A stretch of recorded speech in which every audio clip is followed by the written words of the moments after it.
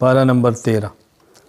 پارہ نمبر 13 کے آغاز میں حضرت یوسف علیہ السلام کا قصہ چل رہا تھا کہ حضرت یوسف علیہ السلام کو جب بادشاہ مصر نے بلایا اپنے پاس، ان کی بات سنی تو انہوں نے کہا آج کے بعد آپ ہمارے پاس بطور ایک ذمہ دار، امانت دار اور صاحب منصب کی حیثیت سے رہیں گے۔ تو یوسف علیہ السلام نے فرمایا کہ تم مجھے خزانہ سپرد کر دو، جسے آج کے دور وزیر خزانہ کہتے ہیں، اور یہ فرمایا چونکہ میں نگرانی بھی کر سکتا ہوں، اللہ نے مجھے اس کا علم بھی عطا فرمایا ہے۔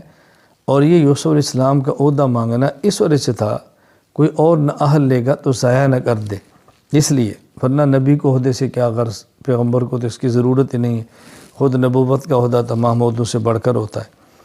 حضرت یوسف علیہ السلام یہ خزانے پر متعین ہو گئے۔ یوسف علیہ السلام کے بھائی آئے، انہوں نے اس وقت یہ طے کیا کہ ہر آدمی کو خاص مقدار میں غلہ دیا جاتا، اور یہ شرط تھی کہ جس کو غلہ لینا ہے وہ خود آئے۔ چنانچہ یوسف علیہ السلام کے بھائی آئے، اور آپ کا سب سے چھوٹا بھائی وہ ساتھ نہیں تھا۔ جب یہ واپس کیے تو یوسف علیہ السلام نے فرمایا کہ تم کتنے بھائی ہو؟ کہا جی ایک بھائی اور ہے، وہ باپ کے پاس ہے، فرمائندہ اس کو بھی ساتھ لانا، اگر تم نہ لائے تو میں تمہیں غلہ بھی نہیں دوں گا۔ اور جب یہ جانے لگے تو ان کو پتہ نہیں چلا، تو جو ان کے غلے کے پیسے تھے وہ انہی کے غلے کے اندر رکھ دیا گیا۔ واپس جا کر نے اپنے والد سے کہا کہ وہ جو مصر میں وزیر خزانہ ہیں، انہوں نے کہا کہ اپنے بھائی کو بھی ساتھ لاؤ، تو آپ ان کو ہمارے ساتھ بھیجو، ہم ان کی حفاظت بھی کریں گے۔ تو جب سامان کھولا تو اندر پیسے بھی تھے، انہوں نے کہا ابا جی پیسے واپس آ گئے ہیں، بہت نیک بادشاہ ہے۔ حضرت یعقوب علیہ السلام کو پہلے جھٹکا لگا ہوا تھا، تو آپ نے فرمایا میں چھوٹا بیٹا بھیجتا ہوں، لیکن اس کا ذرا تم نے خیال کرنا ہے، باقی جب تم مصر میں داخل ہو تو سارے ایک دروازے سے داخل نہ ہونا، الگ الگ دروازے سے داخل ہونا۔ مطلب یہ تھا کہ نوجوان ہیں، کوئی نظر نہ لگ جائے، ایک تدبیر اختیار فرمائی، اپنے دروازے سے چلے گئے۔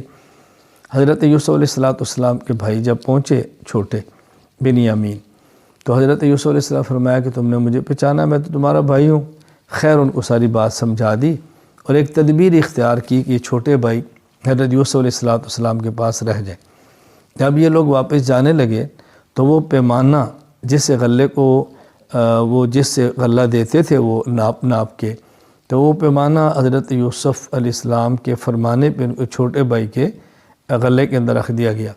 جب یہ چلے تو ایک شخص نے اعلان کیا حکومت کی طرف سے بھی ہمارا وہ برتن تھا وہ چوری ہو گیا، تو ہمیں تلاشی دو۔ انہوں نے کہا ہم تو چور نہیں ہیں، کہ اگر تمہارے سامان میں برآمد ہوا تو پھر؟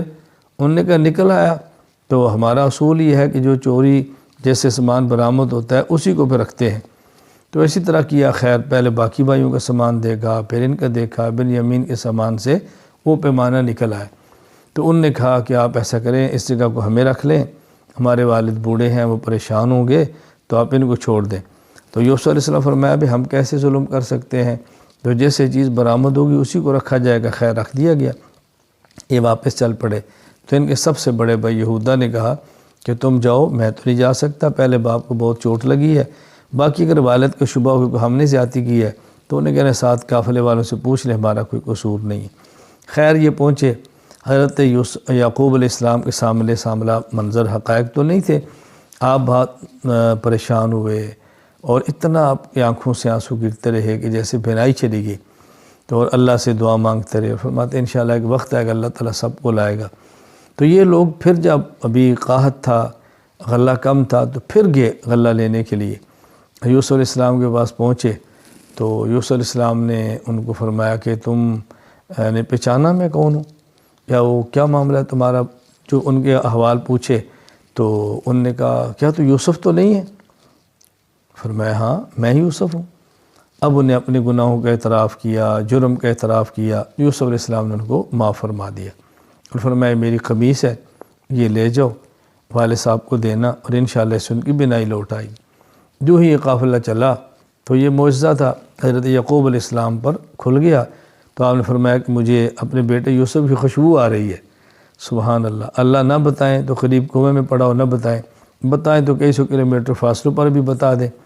خیر جب یہ واپس پہنچے تو اپنے ساری صورتحال بتائی والد صاحب کو، قمیص دی، ان کی بینائی لوٹ آئی، تو پھر یہ والد، والدہ اور بھائی سارے یوسف علیہ السلام کے پاس پہنچے، تو تعظیمی سجدہ کیا انہوں نے۔ یہ وہ خواب تھی یوسف علیہ السلام نے دیکھی تو اس کی آج تعبیر سچی نکلی کہ آپ کے بھائی ہیں، انی رأیت احد عشر کوکبا، 11 بھائی، پھر والد اور والدہ۔ یہ سجدہ تعظیمی تھا۔ عبادت کا سجدہ یہ تو حرام ہے، کبھی بھی جائز نہیں ہوا۔ ہاں تعظیمی سجدہ یہ ایک الگ چیز ہے، پہلی شریعتوں میں تھا، اب اس کی کوئی گنجائش قطعاً نہیں ہے۔ یہ مختصر سا اختصار سے میں نے واقعہ پیش کیا۔ یوسف علیہ السلام کے قصے کو اللہ پاک نے احسن القصص فرمایا ہے، بہترین قصہ ہے عبرت کے اعتبار سے، یکجا سارا بیان کیا۔ باقی انبیاء علیہ السلام کے قصے تھوڑے تھوڑے کر کے قرآن کریم کے اندر بیان ہوئے ہیں، یوسف علیہ السلام کا قصہ یکجا اللہ تعالیٰ نے سارا بیان فرمایا ہے۔ سورۃ الرعد، اس کے آغاز میں اللہ تعالیٰ نے توحید کو، رسالت کو، قیامت کو، جو بنیادی عقائد ہیں دلائل کے ساتھ بیان فرمایا۔ پھر اللہ تعالیٰ نے سورت میں حق اور باطل کی مثال دی ہے کہ باطل ایک مرتبہ ایسے ہوتا ہے جیسے سیلاب آتا ہے، پانی چڑھ جاتا ہے اور اس کے اندر میل کچیل بھی ہوتی ہے، جھاگ بھی ہوتی ہے، تو ایسے جھاگ وہ یعنی نظر آتا ہے کہ پتہ نہیں کیا ہوگا، لیکن تھوڑی دیر بعد جب پانی گزرتا ہے جھاگ ختم ہو جاتی ہے اور خالص چیزیں نیچے رہ جاتی ہیں۔ فرمایا اس طرح جب باطل کا ریلا آتا ہے تو بس اوقات حق بظاہر دب جاتا ہے، باطل ختم ہوتا ہے، حق پھر نیچے اوپر کے سامنے آ جاتا ہے۔ تو وقتی حالات سے بندے کو متاثر نہیں ہونا چاہیے، حق حق ہے اور حق اپنی طاقت دکھاتا ہے، حق اپنا راستہ بھی بناتا ہے۔ تو حق اور باطل کو اللہ تعالیٰ نے مثال سے سمجھایا ہے۔ اس طرح سونا پگھلاتے ہیں، چاندی پگھلاتے ہیں تو اوپر جو چیزیں آتی ہیں وہ سمجھے میل کچیل یہ باطل ہے، جو نیچے اصل سونا ہے وہ حق ہے، وہ نیچے رہ جاتا ہے۔ میل کچیل پھینک دیتے ہیں اور خالص سونا باقی بچ جاتا ہے۔ اسی طرح باطل آتا ہے اور ختم ہو جاتا ہے اور حق باقی رہ جاتا ہے۔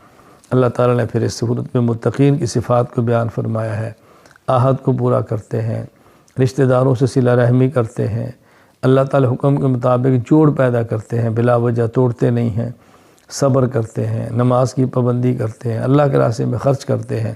اور جو لوگ فساق ہیں ان کے اندر یہ صفات نہیں ہیں، اللہ تعالیٰ میں متقین اور صالحین میں شامل فرمائے۔ پھر آخر میں اللہ تعالیٰ نے اپنے پیغمبر کو تسلی دی ہے کہ یہ کہتے ہیں تو رسول نہیں، آپ ان کی پرواہ نہ کریں، آپ فرما دیں کہ اللہ کافی ہے میرے گواہی دینے کے لیے، اور جن کے پاس کتاب کے علم ہے وہ بھی جانتے ہیں کہ میں سچا رسول ہوں۔ آگے سورہ ابراہیم، اس سورہ ابراہیم کے اندر اللہ تعالیٰ نے ایک تو قرآن کریم کو نازل الحکمت بیان فرمائی ہے، لتخرج الناس من الظلمات الی النور، کہ قرآن کریم نازل ہوا، اس سے ظلمت چھٹ جاتی ہے، نور صاف ہو جاتا ہے، یعنی ظلمت الگ ہے اور نور الگ ہے۔ حق اور باطل کو قرآن کریم الگ الگ کر دیتا ہے۔ اس میں تو موسیٰ علیہ السلام کے قصے کو بیان فرمایا ہے، اور پھر بطور خاص کلمہ طیبہ اور کلمہ خبیثہ، اچھا کلمہ اور برا کلمہ، اس کو اللہ تعالیٰ نے مثال کے ساتھ سمجھایا ہے کہ اچھے کلمے کی مثال ایسے ہے جیسے درخت ہے، جڑیں اس کی زمین میں ہیں اور مضبوط ہیں اور بلند درخت ہوتا ہے، اس طرح کلمہ طیبہ بہت مضبوط ہوتا ہے، اس کو ختم کرنا مشکل ہوتا ہے۔ اور جو کلمہ خبیثہ ہے وہ ایسے ہے جیسے ایک درخت ہے جس کی جڑیں بھی مضبوط نہیں، جدھر سے ہوا آئی تو اس کو اکھاڑ کے لے گئی۔ خیر کلمہ طیبہ کو اللہ نے ایک اچھے درخت، مضبوط درخت اور بڑے درخت کے ساتھ تعبیر کر کے مثال دے کر سمجھایا۔ اس پارے کے آخر میں اللہ تعالیٰ نے ابراہیم علیہ السلام کی دعا کا ذکر کیا، جب آپ اپنے بیٹے اسماعیل اور اپنی بیوی ہاجرہ کو چھوڑ کے کعبہ میں گئے تو دعا مانگی ہے، اے اللہ کریم یہاں پہ ان کو رزق دے دینا، اللہ کریم امن کا گہوارہ بنا دینا، میرے ماننے والے ہیں جو میری اولاد ہے، اے اللہ ان کے اوپر اپنا خاص کرم فرمانا۔ اللہ نے دعا قبول فرمائی ہے، اور آج پوری دنیا میں کعبہ اور مکہ امن کی جگہ بھی ہے، اور جب موسم نہیں ہوتا پھر بھی سارے رزق، سارے پھل الحمدللہ وہاں پہ میسر ہوتے ہیں۔ اور یہ دعا مانگی کہ یا اللہ جو میری بات مانتے ہیں ان کو معاف بھی فرما دینا، مغفرت کی دعا بھی مانگی ہے۔ تو معلوم ہوا کہ اپنی اولاد کے لیے امن کی دعا مانگنا، رزق کی دعا مانگنا، برکت کی دعا مانگنا یہ انبیاء علیہ السلام کا شیوہ ہے، اور ہمیں بھی اس کا اہتمام کرنا چاہیے، اپنی اولاد کے لیے، اہل خانہ کے لیے، تعلق والوں کے لیے دعاؤں کا اہتمام کریں۔ اور پھر کفار کو بتایا کہ تمہارے پاس کچھ بھی ہے، طاقت ہے، یہ ظاہری ہے، یہ ختم ہو جائے گی۔ اللہ تعالیٰ ہمیں اپنی ذات پر ایمان کامل عطا فرمائے، اور اپنے اور سب کے لیے دعائیں مانگنے کی توفیق عطا فرمائے۔ وآخر دعوانا الحمدللہ رب العالمین۔